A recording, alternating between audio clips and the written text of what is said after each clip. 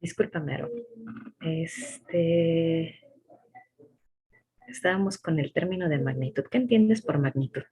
Sí, pues lo que yo estaba escribiendo era, pues que es una medida física que se realiza en una escala en particular y bueno, lo estaba intentando ver así como en una magnitud sísmica, como que estaba relacionado con la amplitud o la energía. Muy bien. A ver, Jessica, ¿tú qué entiendes por intensidad?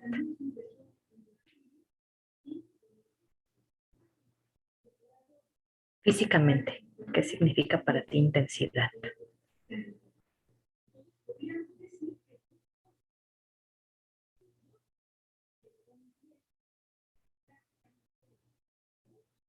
¿O José, Ricardo? Bueno, para mí la intensidad es más como un promedio de la energía que se irradia, ¿no? De la energía que está en un fenómeno. Sí, de hecho, bueno, es muy aproximado a la definición. Vamos a empezar con el término de magnitud, porque es uno de los términos tan complicados de entender por la sociedad en general y bueno, también es de los más estudiados en sismología. Resulta que estamos muy acostumbrados a que, por ejemplo, en el caso de física, bueno, yo sé que no, que casi eh, todos los problemas que vemos en física son más demostrativos que realmente eh, evaluarlos, ¿no? Con una cantidad numérica, pero sí llegamos a tener alguno que otro problema en las diferentes materias de física donde se nos pide hacer una evaluación numérica, ¿no? Es decir, no sé, que nos pregunten cuánto vale la velocidad y ya sabemos que es un vector y que además está asociado a ese vector la dirección, pero también un valor numérico, que es la magnitud. Pero ¿qué pasa? Como lo vemos en esta imagen, a esa magnitud siempre está asociada, ¿qué? ¿Cómo se llaman estas?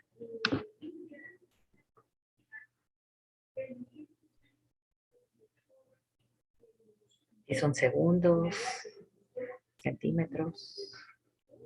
Se me cortó un poquito. ¿Podría repetir la pregunta, por favor? Así, les comentaba, en física, no particularmente en la carrera, porque generalmente cuando nos ponen problemas son demostrativos, ¿no? Es demostrar algún modelo, ¿no? Alguna ecuación. Pero cuando nos llegan a pedir, a evaluar un problema, o cuando vemos, por ejemplo, en los laboratorios de física, un experimento, asociamos una magnitud física y a esta magnitud le asociamos algo que nos define, por ejemplo, si se trata de dimensiones, si se trata de tiempo, si se trata en óptica, por ejemplo, de grados, en el caso de temperatura Celsius. ¿Qué es ese nombre? ¿Cómo se define ese nombre? Cuando hablamos de centímetros, milímetros, ¿qué son? Es una escala, ¿no? Es una escala, ¿no? Unidades. Entonces, ¿qué pasa con la magnitud en los sismos? Eh, pues no hay como tal un valor. O sea, no podemos decir que la magnitud, eh, cuando hablamos de un sismo, está dado en centímetros o en grados, como siempre se dice, o en segundos. ¿Por qué? Porque esta escala es,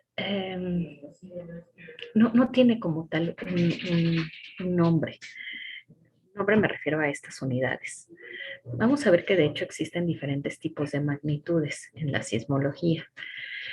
Pero entonces imagínense que al público le decimos, pues es que la magnitud en sismología no es ni grados ni Richter, ¿no? Se les hace muy difícil porque desde que estábamos en la primaria nos decían que todo tenía unidades, ¿no? Y que teníamos que sumar peras con peras, vacas con vacas y centímetros con centímetros, segundos con segundos, o bueno, hacer cálculos de acuerdo a las unidades. Entonces, cuando llegamos a sismología nos topamos con este concepto donde sí estamos midiendo cuantitativamente un sismo. Sin embargo, no tiene una unidad asociada como tal. Aunque ahorita vamos a ver que sí, sí se puede, se le pueden asignar unidades, solamente que eso ya tiene otro, se le asigna otro nombre. Tal vez ahorita no me entienden, pero bueno, vamos para allá. Antes.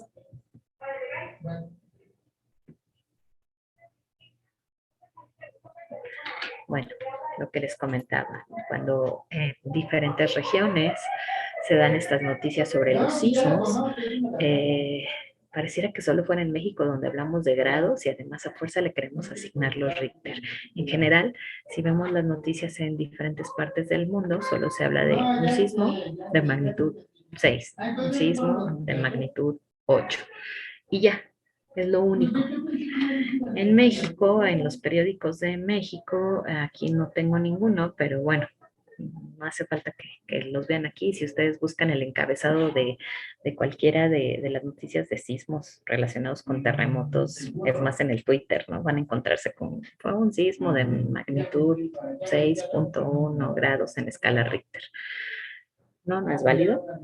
Y eso es lo primero que se les debe de quedar grabado. Si en sismología ustedes dicen que fue de tantos grados y en escala Richter, bueno, van directamente para reprobar la materia. Pero ahora vamos a ver de dónde viene este concepto de magnitud.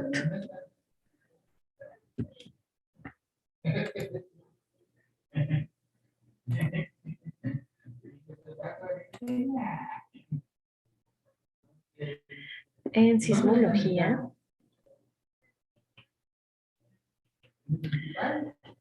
la magnitud fue introducida por primera vez por Charles Richter. De ahí que viene que se le asocia que siempre la escala de magnitud es en escala Richter. Pero la verdad es que eso está en desuso. Sí, efectivamente, él fue quien sentó las bases.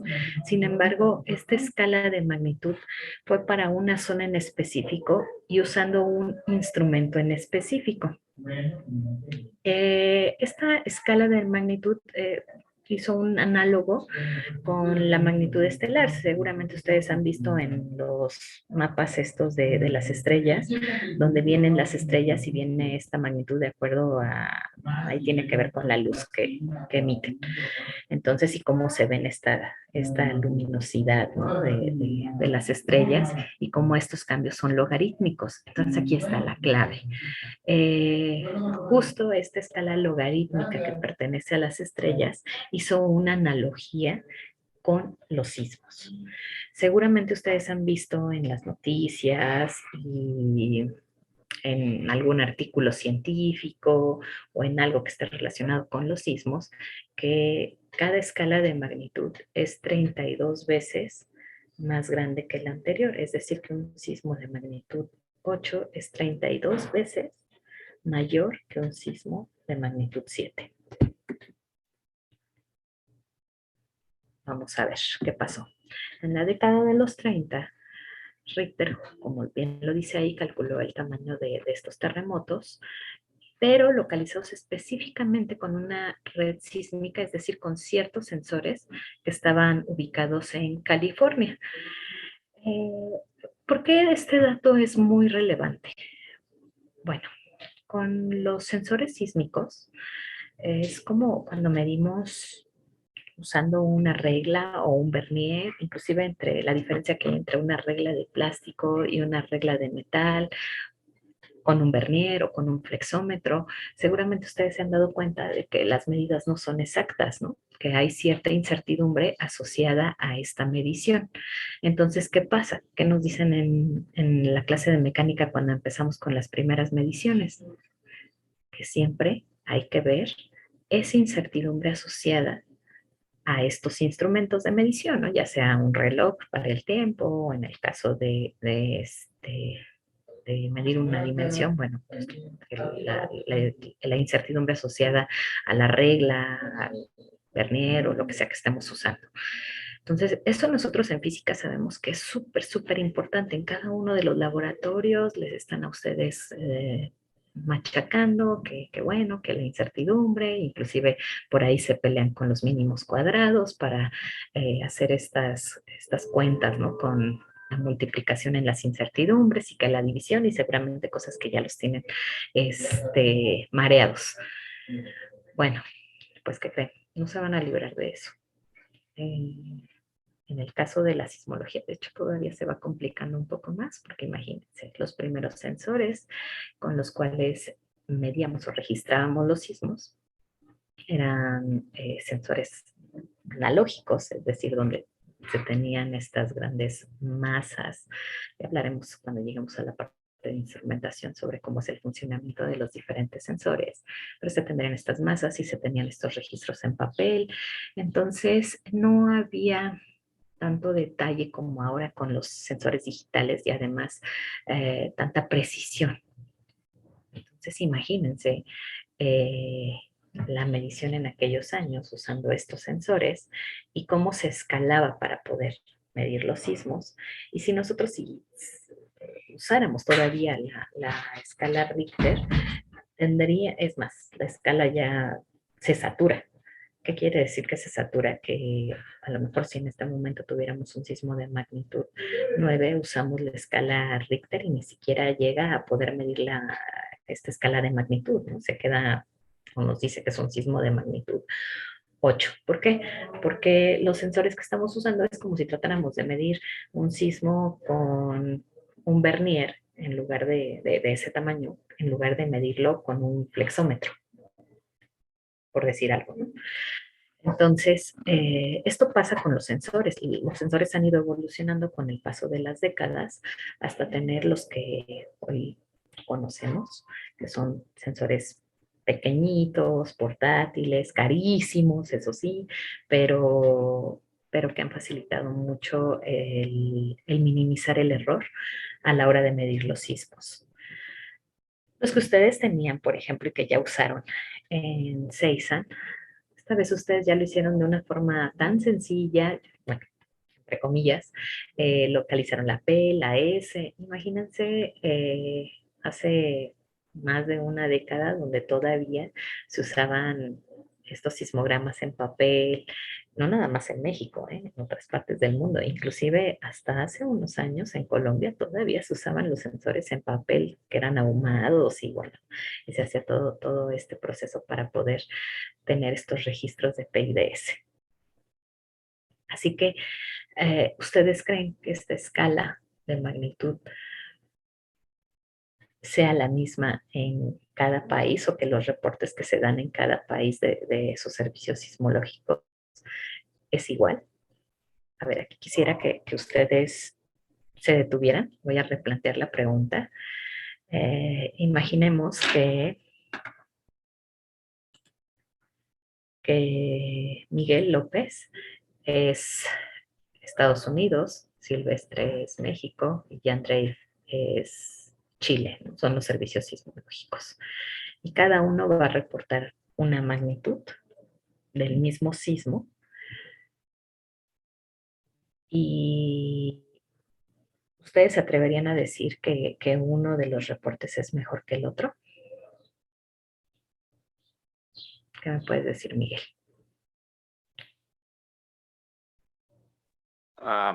Venido desde el ego, sí, pero bueno, todo depende de la fuente del sismo, de dónde se originó. Ok. Es Por decir, ejemplo, todo sí. depende de qué, del sistema de referencia, ¿verdad? Sí, porque no es lo mismo que se haya generado en cualquiera bueno, en este ejemplo de estos 3 países. Ni siquiera dije de dónde Sí. venía el sismo. Sí, por eso, o sea, no es lo mismo que se genere en alguno de estos 3 o en algún lugar cercano a estos 3 y que los otros 2 tengan el mismo sistema de referencia o incluso la misma distancia con el mismo sistema de referencia. Claro. Esto es, supongamos que tenemos un sismo que se originó en México y de pronto ustedes se meten a las redes y dicen, es que USGS, que es el organismo que reporta la sismicidad a nivel global, que se encuentra en Estados Unidos, Y entonces las personas empiezan a comentar que bueno, es que ellos ya reportaron y que fue más rápido y entonces la de ellos es mejor que la de México. Y si por ahí, no sé, Guatemala, supongamos que el sismo justo cayó en la frontera con Guatemala y Guatemala lo sintió, entonces también se ponen a calcular y lo reportan.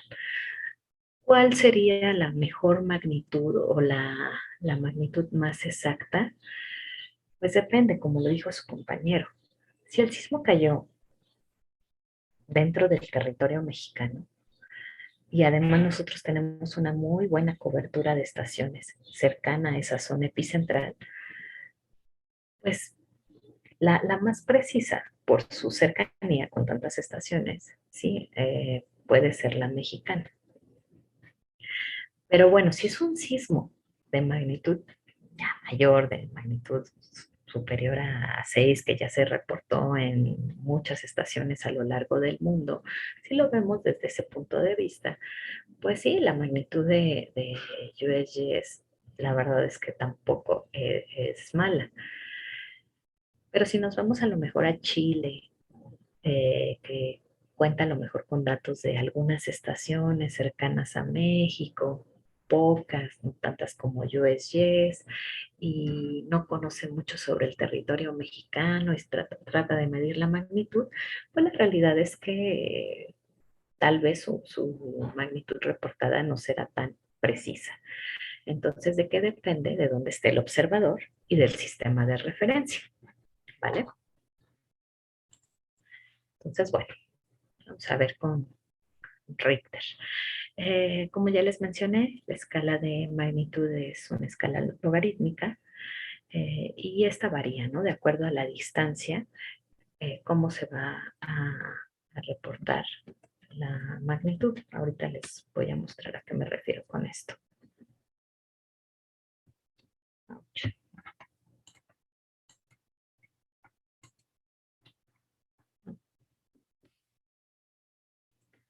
Bueno, lo que tenemos así es aquí, justo es el sensor que empleó Richter para realizar su escala de magnitudes para los sismos que ocurrían en el área de California.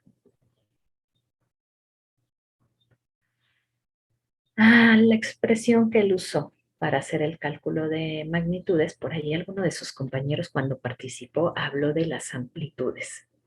Es decir, las amplitudes varían de acuerdo a cómo se registra el sismo, en qué estaciones lo registra y la magnitud del sismo, sí varía. Depende del tipo de suelo, por ejemplo, donde está instalado el sensor. ¿Qué pasa? Con el sismo de 1985 aquí en México, nos dimos cuenta de que los sensores que se encontraban dentro de la Ciudad de México y sobre todo dentro de la zona del lago, eh, las amplitudes del sismo del 85 se vieron amplificadas. A esto se le denomina como efecto de sitio. Entonces, sí se puede calcular la magnitud a partir de las amplitudes registradas. Sin embargo, hay que tomar en cuenta siempre estos parámetros de efectos de sitio. No es lo mismo tomar una ecuación para una escala reportada en California que usar esa misma ecuación con esas constantes para sismos, por ejemplo, aquí en México. ¿Por qué? Porque hay zonas dentro del territorio mexicano, como es la cuenca de la Ciudad de México, que presentan efectos de sitio y que en algunas ocasiones pueden llegar a amplificar estos registros. Y más que amplificar los registros, además se sienten mucho más intensos. Ya mezclé magnitud con intensidad, pero ya casi llegamos a este término.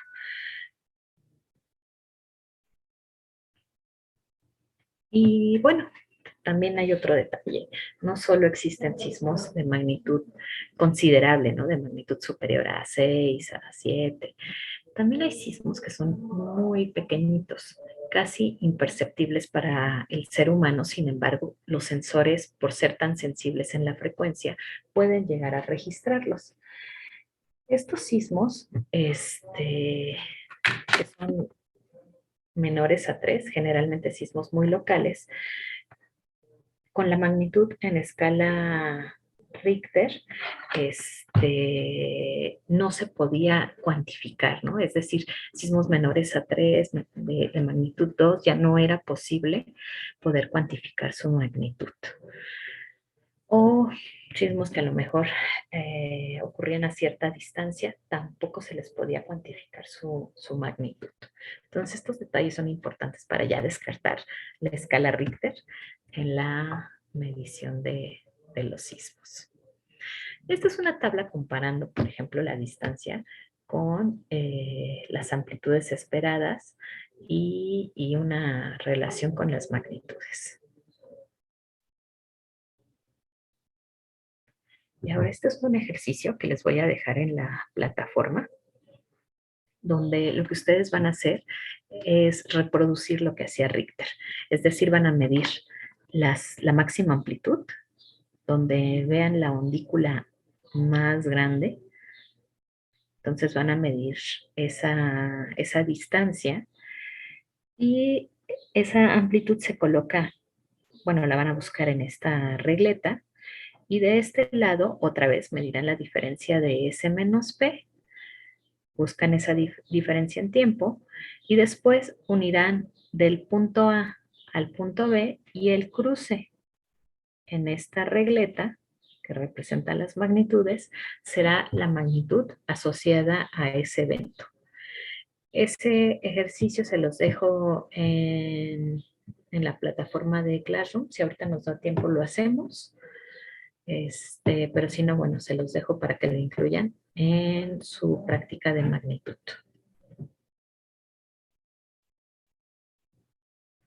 Y un resumen. Les reitero, esta escala depende del tipo de sismógrafo que se utilice. En aquellos años, Richter usó el sismógrafo Wood-Anderson de periodo corto y frecuencia natural de 1.25 Hz. ¿A qué se referirá un sismógrafo de periodo corto? ¿Qué le suena a esto? Periodo corto. Altas o bajas frecuencias.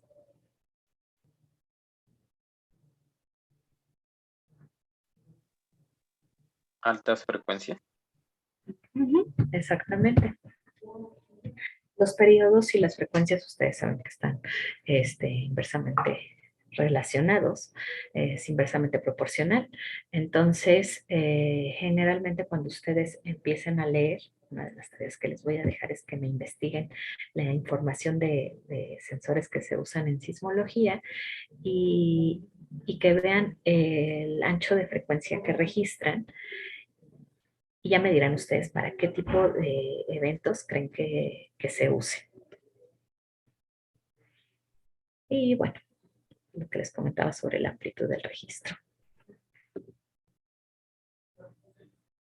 Y ahora sí, la magnitud que se usa en muchos lugares del mundo. Hay diferentes tipos de escalas de magnitud. Una de ellas, por ejemplo, es la magnitud local, que sí, efectivamente usa las amplitudes, pero también usa la frecuencia asociada, o en este caso el periodo asociado a cada uno de los eventos sísmicos donde se vea la mayor amplitud. También se requiere de la distancia epicentral, de la profundidad y bueno, en este caso no se está considerando parámetros como relacionados con la fuente o dónde están ubicadas las estaciones. Entonces sigue siendo una escala de magnitud buena, pero sigue sin considerar ciertos parámetros que son importantes cuando hacemos el cálculo de la magnitud. Entonces es buena, pero no es de las mejores. O sea, es una muy buena evaluación de la energía asociada al sismo, pero bueno, todavía le sigue haciendo falta algunos parámetros. Es decir, todavía no nos brinda información sobre la fuente, sobre el área de ruptura. Perdón. En esta escala de magnitud, esta ya es una escala mejorada, o bueno, que ya incluye otros parámetros, entre ellos estos valores constantes. Y estos valores constantes ya dependen de cada una de las regiones donde vamos a hacer el cálculo de la magnitud. de que dependen de las condiciones locales. Es decir, por ejemplo, en el caso de California se usan estos valores, pero también para México hay ciertas constantes que ya se evaluaron y que están asociadas a, por ejemplo, la atenuación del suelo. Inclusive dentro de México hay un valor de esta escala de magnitud para cada región. No es el mismo para todo el país. ¿Por qué? Porque el suelo cambia. Ahora, chicos, aquí una recomendación. Si ustedes quieren dedicarse al área de sismología, de riesgo o de vulcanología, yo les recomiendo que lleven alguna materia de geología, ya sea en biología, para ustedes que son físicos, o en ciencias de la tierra, o ingeniería geológica o geofísica, porque es un tema con el que batallamos los físicos. Entonces, sí es importante que entiendan la geología del lugar para que estos conceptos les queden más claros, tanto el de magnitud como el de intensidad y el de mecanismos focales. Digo, obviamente ahorita no, pero es en caso de que ustedes decidan dedicarse a estas áreas, sí les haría falta saber un poco de geología. Y si no, bueno, por ahí me recuerdan para que les recomiende algunos libros para que vayan estudiando, porque además en el examen de ingreso a la maestría en ciencias de la Tierra, uno de los exámenes es justamente sobre geología. Así que esto fue un comercial. Hay otras escalas de magnitud, por ejemplo, en esta usa las ondas de cuerpo, pero generalmente este tipo de escala es más que nada usada para sismos ubicados a largas distancias, conocidos como telesismos, es decir, por ejemplo, un sismo que ocurrió en Japón y desde aquí de México queremos evaluar su magnitud. Bueno, usaríamos estas ondas de cuerpo. ¿Cuáles son las ondas de cuerpo? Serían las ondas P y las ondas S. Y aquí lo que se usa o se mide es la amplitud máxima para la onda P. En este caso, si ven la ecuación es muy semejante, también depende de la distancia epicentral, de la profundidad, del periodo y bueno, de la amplitud. Para distancias angulares mayores a 100 grados, la componente, digo, la amplitud siempre se va a medir sobre la componente vertical, porque recuerden que es ahí a donde nosotros identificamos el arribo de la onda P, es donde podemos observar mejor este arribo. En este caso, sí, también esta escala ya dejó de usarse porque también estaba asociada al uso de estos sismógrafos. Y el detalle es que se saturaba, es decir, cuando ya teníamos una magnitud superior a 7, ya no nos funcionaba. A ver, ahora aquí un ejemplito sobre saturación de magnitudes. Y ese ejemplo y es chisme. ¿Recuerdan el sismo de Tohoku en Japón que ocurrió en el 2011? Que ocasionó un tsunami que golpeó las costas de Japón y que además ocasionó daños en la planta de Fukushima. ¿Alguien lo recuerda? Sí. Ok. Bueno, en este sismo en particular ocurrieron varias cosas. Uno, y de hecho se los cuento porque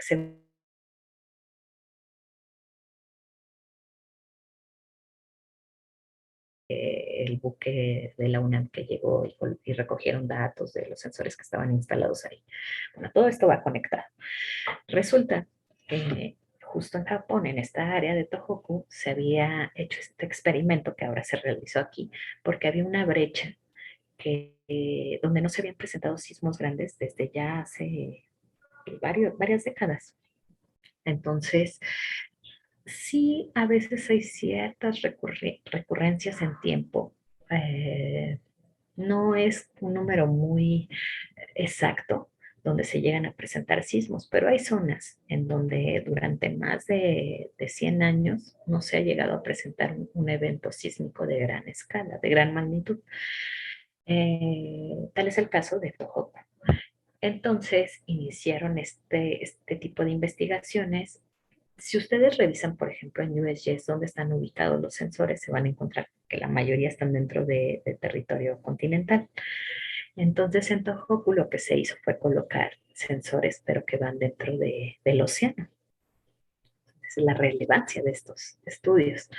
Y resulta que creían que de acuerdo a los modelos, lo que se podía esperar para un sismo en esta región era de máximo un sismo de 7,5. Pero resulta que a poco tiempo de que empezaron a revisar los estudios se dieron cuenta de que parecía que la placa estaba trabada. O sea, es decir, que sí iba a romper, solamente que aún estaba acumulando esfuerzos y que lo que creían a lo mejor no era tan cierto, porque sí se podía esperar un evento de mayor magnitud al que se tenía en el modelo. El detalle es que ellos estaban a punto de publicar su información cuando les gana el sismo. No me acuerdo si ya lo habían mandado a revisión el artículo, esa parte les debo el chisme. Entonces viene el sismo y bueno, pues resulta que no rompe lo que se esperaba. En ese momento se tenía una escala de magnitud que era la de MW, que, bueno, esa tiene, de hecho todavía la seguimos usando. Y se empieza a calcular, entonces los japoneses reportan una magnitud, me parece que en ese momento empezó a cambiar, de 7,5, 8. Total que, bueno, llegó la ola antes de que reportaran la magnitud, que era, tardaron me parece que más de una hora y no recuerdo si fue primero USGS quien reporta la magnitud del evento y bueno, pues ya reportaron que era un sismo de magnitud 9,2. Entonces, ¿por qué se tardaron tanto en reportar tanto USGS como Japón? Justo porque la escala que se estaba usando se saturó. Actualmente ya se usa otro tipo de magnitud, que es la de fase W, y es la que se usa en la mayoría de las instancias internacionales y funciona para sismos de magnitud superior a 5. 5,5, superior a 5,5 es lo ideal y no se satura. Es decir, que a la hora de estarla cuantificando no llega a un tope, ¿no? A un límite. En este caso, la magnitud que se estaba usando en aquellos años era la de MW y llegaba a un tope. Entonces ya más allá de eso no marcaba, ¿no? Ya no, el cálculo no daba, aunque el sismo pues sí tenía gran contenido energético, pero tenía, se veía que era de una magnitud mucho mayor a la que se estaba reportando. Ya me dio hambre. Y bueno, fue hasta que se implemente este programa que me parece que lo estaban probando, el de fase W, y bueno, pues finalmente reportan que fue un sismo de magnitud 9,2. De ahí pues bueno, después vino el sismo de Chile, que ese sí ya se reportó bien y fue un sismo de magnitud 8,8. Me parece que ese ocurrió un mes o 2 meses después, que también hubo un pequeño tsunami, pero bueno, la importancia de reportar bien la magnitud y de manera rápida y sobre todo en zonas donde son susceptibles a que ocurra un tsunami es muy importante. En ese momento no se sabía las dimensiones del evento, se reporta y bueno, ellos tampoco esperaban tener un sismo de esas dimensiones. Entonces en la zona cercana a Fukushima se construyeron tipo de paredes para contener el oleaje en caso de que sí ocurriera un tsunami, pero no eran suficientes. Se les llama diques, pero no eran suficientemente grandes para contener la fuerza de la ola del tsunami. Entonces, por eso es que inunda pues gran parte de Japón y entre ellos, bueno, entra a estas albercas, ¿no? Piscinas que tienen para el enfriamiento de la planta y bueno, al final pues hay daños en esta región y en la planta. Así que, porque es importante también estos modelos de lo que se puede esperar.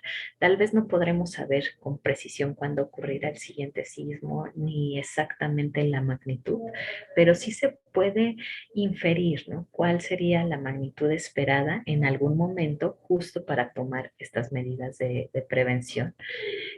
Si el sismo ocurre en una zona donde son puertos, por ejemplo, puertos de altura, o hay alguna... Nosotros la planta que tenemos la tenemos del lado del Golfo y afortunadamente no es susceptible a que ocurra un tsunami como del lado del Pacífico, pero bueno, sí tenemos algunas hidroeléctricas u otro tipo de zonas industriales cercanos a las costas, ¿no? Entonces sí es muy importante, bueno, tomar todas las medidas de precaución cuando se esperan sismos de gran magnitud en las costas, sobre todo del Pacífico.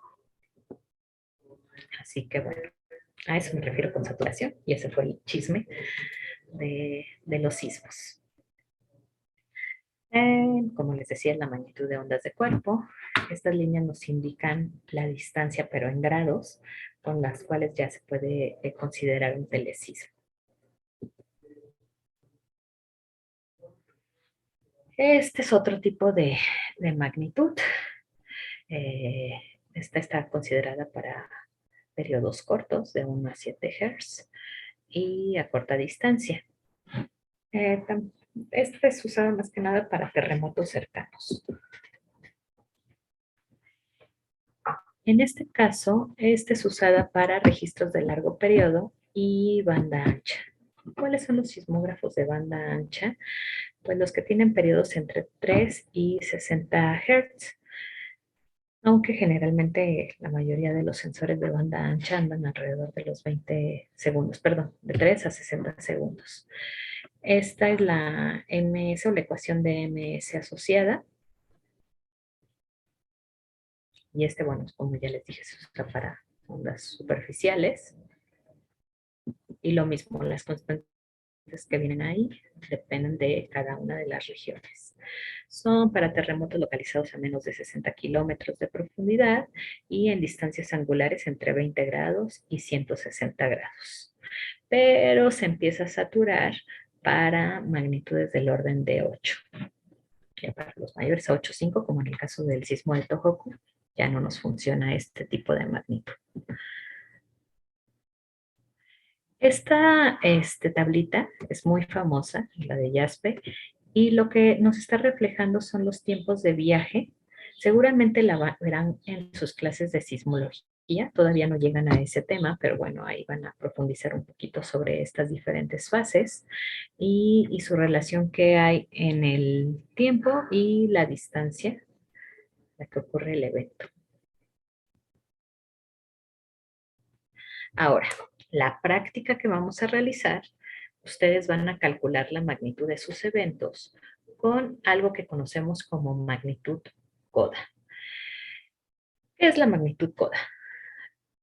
Esta magnitud está relacionada con la duración de los registros, pero solamente sirve para sismos locales. De hecho, aquí en el servicio sismológico la seguimos usando, pero son para sismos menores a magnitud 4. ¿Qué es la magnitud CODA?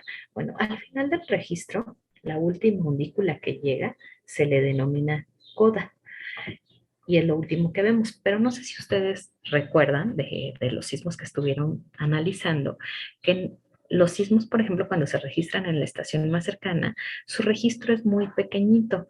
Conforme nos vamos alejando, pasan diferentes fenómenos con las ondas y estas se ven o estos registros se ven cada vez más largos. ¿Por qué no podemos calcular la magnitud CODA, por ejemplo, a un sismo de magnitud 8? A veces estos registros pueden llegar a durar horas, en algunos casos hasta 6 horas. Entonces, imagínense esperarnos 6 horas y lo que estamos diciendo es que necesitamos un reporte de magnitud rápida. Hasta mañana, ¿no? Tendríamos la magnitud. Así que, pero sí, por ejemplo, para sismos de magnitud menor a 4, sí podemos hacer este cálculo. Nosotros lo hacemos de una manera muy rápida y, y podemos reportarla. Ahora, el detalle con este tipo de magnitud es que, como les dije, lo que estamos viendo es la última undícula del registro.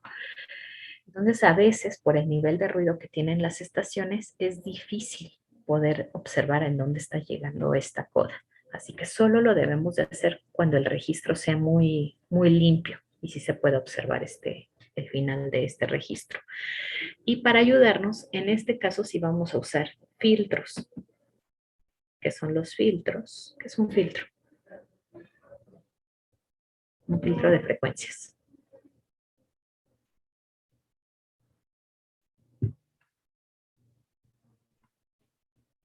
A ver, vamos a ver. Y Andrei, ¿para qué sirven los filtros? ¿Ya llevaron su clase de electrónica?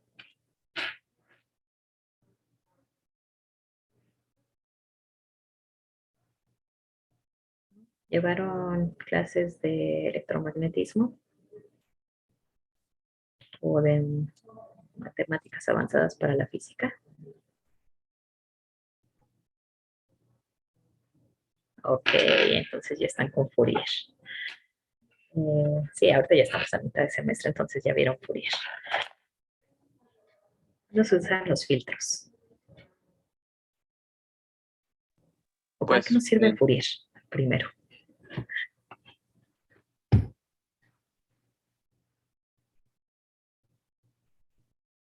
¿Alguien habló? A ver, adelante, los escucho. pues en electrónica el filtro de frecuencia era un circuito que te ayudaba para, como bueno, es que valga la redundancia, para filtrar algún cierto rango de frecuencias o para corregir o para rechazar alguna de estas mismas. Exacto. Entonces, como su compañero lo dijo, lo que vamos a hacer con los registros sísmicos es quitar, por ejemplo, lo que no queremos. El ruido se presenta en cierto rango de frecuencias, el sismo se presenta en cierto rango de frecuencias, entonces cuando nosotros filtramos, lo que tratamos de hacer es quitar todo ese ruido y quedarnos solamente con la señal sísmica. Ahora depende de qué es lo que queremos ver. Si nosotros queremos ver un sismo local, pues filtraremos bajo cierto rango de frecuencias. Pero recuerden que en sismología no nada más estudiamos los sismos locales, también podemos estudiar los telesismos, que son sismos ubicados a grandes distancias y que nos sirven para entender cómo es el interior de la Tierra. Entonces, si lo que yo quiero ver son las diferentes fases de una señal sísmica que viene de un sismo a grandes distancias, entonces lo voy a filtrar con cierta frecuencia. Ahora vamos a hacer el ejemplo para que les quede más claro a qué me refiero con filtrar. Muchachos, la sismología, digo, me encanta, es una ciencia muy bonita, pero una de las cosas que me enamoró fue justo el que podíamos nosotros aplicar prácticamente casi todas las áreas de de la física, inclusive relatividad, porque una de las cosas que usamos son los GPS. Entonces también hay que tener estas correcciones en el GPS y si bien es cierto que no necesitamos saber todo de relatividad, pero sí necesitamos entender, ¿no? Este principio para poder, si se dedican ustedes a la parte de instrumentación, para entender cómo funcionan los sensores. Pero prácticamente todas las áreas de física están aplicadas dentro de la sismología, casi todas. Porque inclusive también había sensores que usan el principio de los láseres o algunos sensores que están diseñando con principios de la cuántica, ¿no? Entonces, aunque ahorita los que tenemos son electromecánicos, eléctricos. Entonces, la sismología, la verdad es que es un área tan rica que todo lo que ustedes lleven en física les servirá. No quiere decir que a fuerza tengan que saberlo todo a detalle, pero sí les ayuda a entender todo esto que nos dieron y que a veces parece tan abstracto, se aplica aquí. Entonces, bueno. ¿Qué parámetros necesitamos? Como en las otras ecuaciones necesitamos estos parámetros ABC que son constantes, T CODA habla de la duración del registro desde que se ve la P hasta que termina el registro. La R es la distancia hipocentral, es decir, desde la fuente, desde el hipocentro, hasta donde está ubicada la estación. Y tanto A, B, C son constantes relacionadas con la atenuación y dispersión de las ondas sísmicas en la región, en la zona.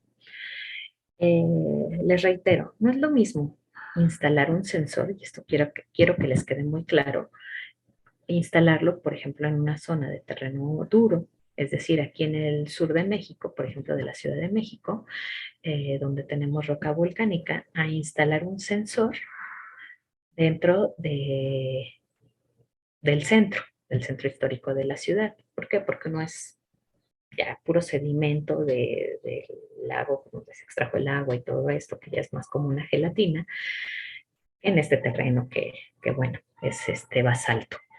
Y lo mismo pasa con todo el país en general. No es lo mismo colocar un sensor en las costas, por ejemplo, del Pacífico, eh, muy cercano a la playa, que colocarlo a lo mejor en la zona centro de Guerrero o en Baja California o en una isla. Entonces, bueno, siempre cambiará el tipo de suelo y esto también tendrá un efecto sobre lo que vamos a ver nosotros en la estación.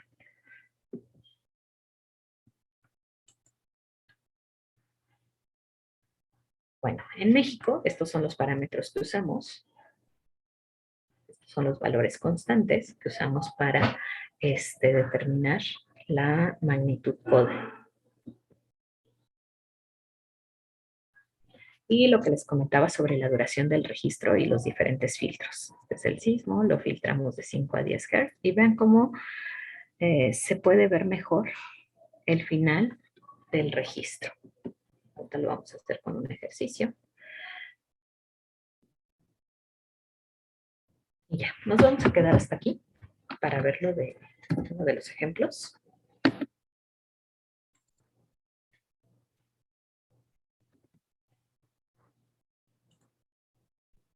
Empiecen ustedes a calcular sus magnitudes.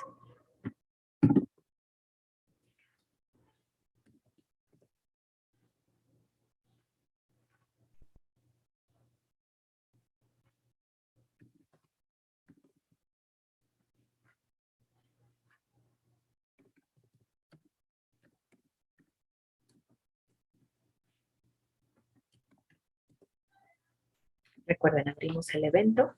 Yo voy a desplegar este evento, que es el que ya tenía precargado. Ya está localizado.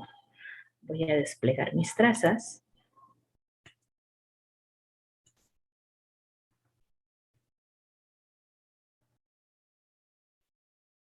Esta vez le voy a dar Enter para ver solo las componentes verticales, todas las zetas. Le doy OK.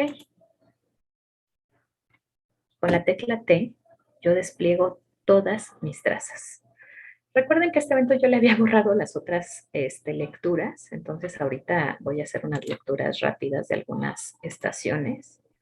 Entre más tenga, mejor para hacer la lectura de coda. Y además no deben de ser ni estaciones muy lejanas, ahorita les voy a poner esta comparativa, con estaciones muy alejadas, ¿cómo se ven? Inclusive ni siquiera vamos a poder ver la coda. ¿Ya vieron los registros? ¿Ya vieron que no duran lo mismo? Aquí se me fue, voy a volver a abrir este evento, porque quiero que vean también las más cercanas. Aquí solo le damos Enter, no le ponemos 0, le doy Enter, coloco la Z, le doy OK. Con la tecla T despliego todas. Y aquí pongan atención a cómo se ve la componente, digo, la estación más cercana, que es la de Z y G. ¿Cómo se ve el registro, chicos? De esta estación comparada con los registros de las otras estaciones. A ver, Silvestre, ¿cómo lo ves? ¿Se ve más chico o más largo?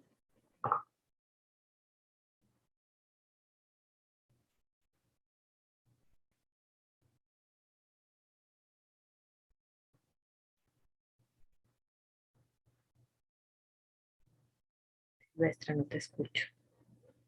A ver, José Ricardo.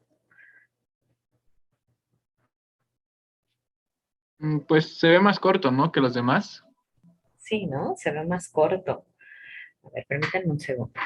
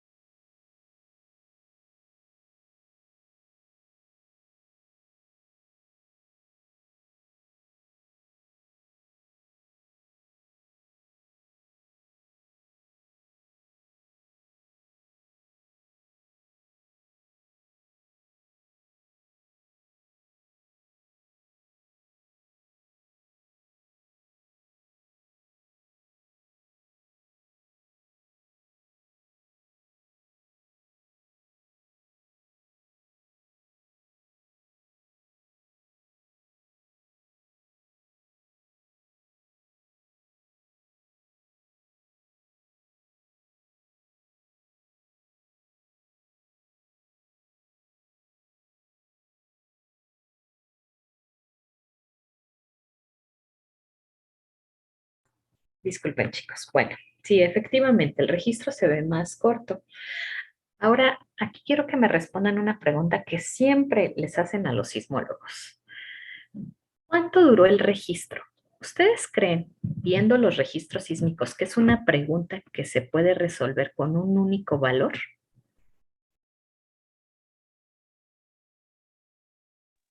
No, No. ¿Por qué, Miguel? porque depende de la estación en donde me hagan la pregunta, ¿no?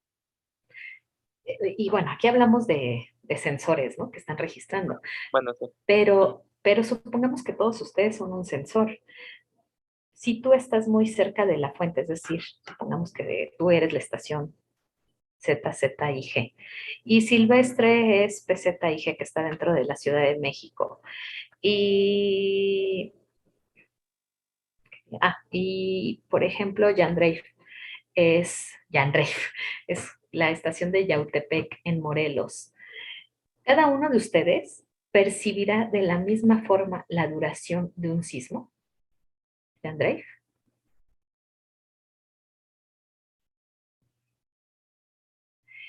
El efecto de sitio, exactamente. Tiene que ver con la geología del lugar. Inclusive, si están a lo mejor en un edificio de 10 pisos, imagínense en lo que el edificio entra, retoma su equilibrio, su frecuencia natural, etcétera, etcétera. Entonces, si van a sentirlo igual que estar en una planta baja, ustedes díganme, ¿creen que se sienta igual o lo perciban igual?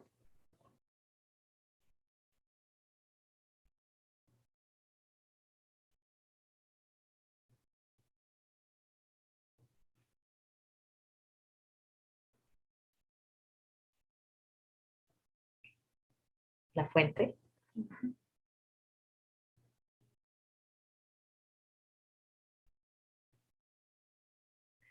Hombre, ya Andrés, ya te nos adelantaste hasta magnitud del momento, lo cual me da mucho gusto porque quiere decir que ya estás metido en los temas de sismología a fondo. Justo vamos a llegar a ese punto, pero sí, efectivamente, todo depende de qué tan cerca estemos de la fuente.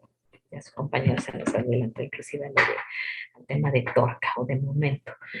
Eh, entonces, la siguiente vez que les hagan la pregunta de ¿y cuánto duró el sismo? Ya saben qué contestar. No hay un número específico. Por ahí recuerdo una entrevista que le hicieron en ese momento al presidente Peña Nieto. Justo le preguntaron la duración del sismo y por acá atrás estaba uno de los sismólogos que en ese entonces era el jefe de Senapred. Y él, no, pues como un minuto, ¿no? O dos más o menos duró. Y el otro doctor, no, eso no se reporta, eso no se reporta. Entonces, bueno, son estas experiencias que pasan con las entrevistas. Pero sí, efectivamente, no podemos reportar la duración de un sismo. Sí se cuantifica la magnitud, porque a pesar de que en este caso, reitero, porque es un sismo de magnitud no tan grande y porque si ven, aunque sí hay ciertas diferencias en la duración del registro, exceptuando la estación más cercana, que eso es por regla general, debemos de quitarla de la cuantificación de magnitud cuando hablamos de magnitud CODA. Las otras son muy semejantes. Van a variar un poquito, ahorita lo vamos a ver, pero en realidad los registros son muy semejantes, entonces, bueno, podemos hacer ese cálculo sin mucho problema. Ahora, yo voy a hacer un poquito a ojo el picado de la P de este sismo. Ustedes sí le tienen que dar zoom, pero yo, para hacer rápido el ejercicio, ustedes ya tienen picado su evento, entonces, bueno, ya no hay tanto problema. En mi caso, yo necesito hacerlo rápido. ¿Qué seguía? Primero, yo necesitaba tener identificada el arribo de la onda P. Lo siguiente es aplicar un filtro. Ahorita van a ver cómo varía con cada uno de los filtros. Vamos a empezar aplicando desde los filtros de punto 0,1 a punto 1, que aquí son bajas frecuencias, y vamos a ver cómo se ve. ¿Ya vieron cómo queda el filtro con bajas frecuencias? Aplicamos otro. Presiono la tecla R para visualizar. Miren cómo se ve el registro. Luego de 1 a 5. De 5 a 10. Aquí ya me estoy yendo a las altas frecuencias. ¿Vale? O sea, 25. Ya muy altas frecuencias. O sea, estoy quitando partes de la señal que en algunas ocasiones pueden ser muy importantes, ¿no? Sobre todo en este caso que estamos viendo el final de las ondas. Este de 2 a 4 es muy semejante al de 1 a 5.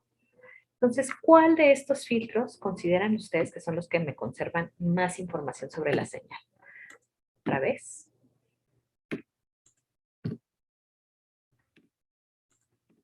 Y con los que además yo puedo ver el final del registro.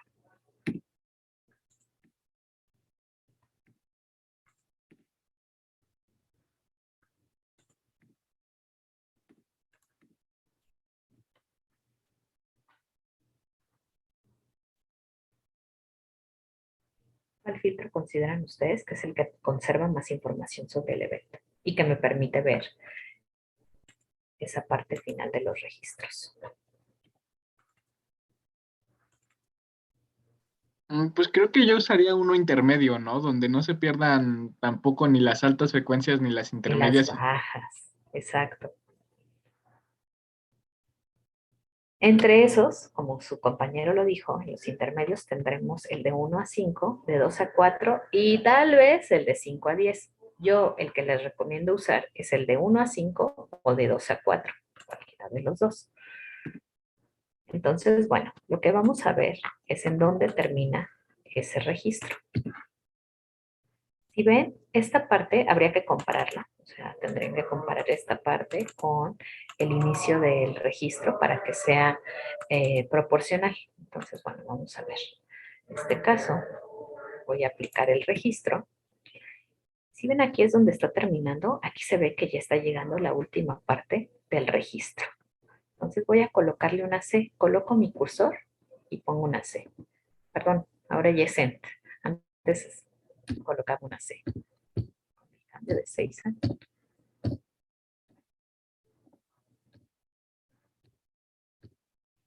proporcional. Me salgo, le doy Update. Y ya me calculó la magnitud coda para este sismo. Entonces, ¿qué es lo que van a hacer en esta práctica? En esta primera parte de la práctica. Justo esto. Van a hacer su lectura usando el filtro del final de la traza y van a reportarme la magnitud. Esto ya es muy sencillo, como vieron, no les lleva más de 10 minutos hacerlo porque ustedes ya tienen localizado el evento y tienen que hacer ese cálculo, pero no se va a quedar ahí. O sea, no nada más van a reportar la magnitud, tienen que cuantificar esta magnitud con la ecuación que vimos de magnitud coda. Por aquí se las puse, se las voy a colocar en la plataforma de la presentación. Van a ver la duración del registro, como saben cuánto dura el registro. Pues bueno, aquí hay una parte donde les registra la coda que viene aquí. También viene el valor de la distancia hipocentral. Entonces, digo, solamente tiene que coincidir con estos valores que están haciendo aquí. Por lo menos háganme el de una de las estaciones, que vean que coincide para que vean de dónde viene ese valor y que no solo se queden con lo que les arroja la máquina.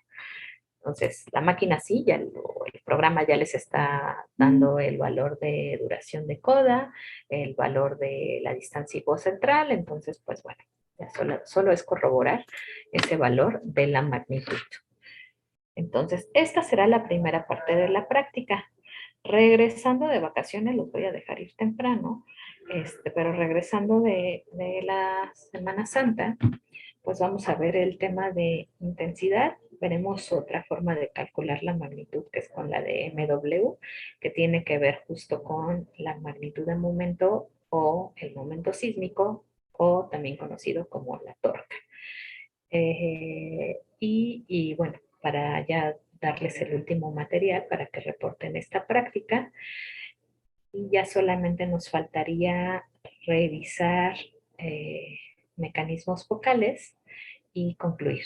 Pero además nos tenemos que poner de acuerdo para ver qué día organizamos la visita, porque ya no nos quedan muchos días, entonces para que ustedes vengan aquí al servicio. Voy a comentarle al doctor Quintanar a ver cómo va él en las clases y nos ponemos de acuerdo y ya venimos. ¿Les parece bien? Sí, Ok, perfecto, chicos. Pues entonces, empiecen por favor con esta práctica. Les subo el material y la clase grabada. Y bueno, esta tendrían 2, 3 semanas para entregarla. Así que por favor, ahorita inicien con el cálculo de magnitud coda. Nos veríamos dentro de 2 semanas. Me preguntan sus dudas, problemas que tengan. Y continuamos con la última parte de la práctica de magnitud e intensidad. Y pues ya, entonces nos vemos ese viernes. Por ahora disfruten de sus vacaciones y pues los dejo ir para que ya empiecen a descansar.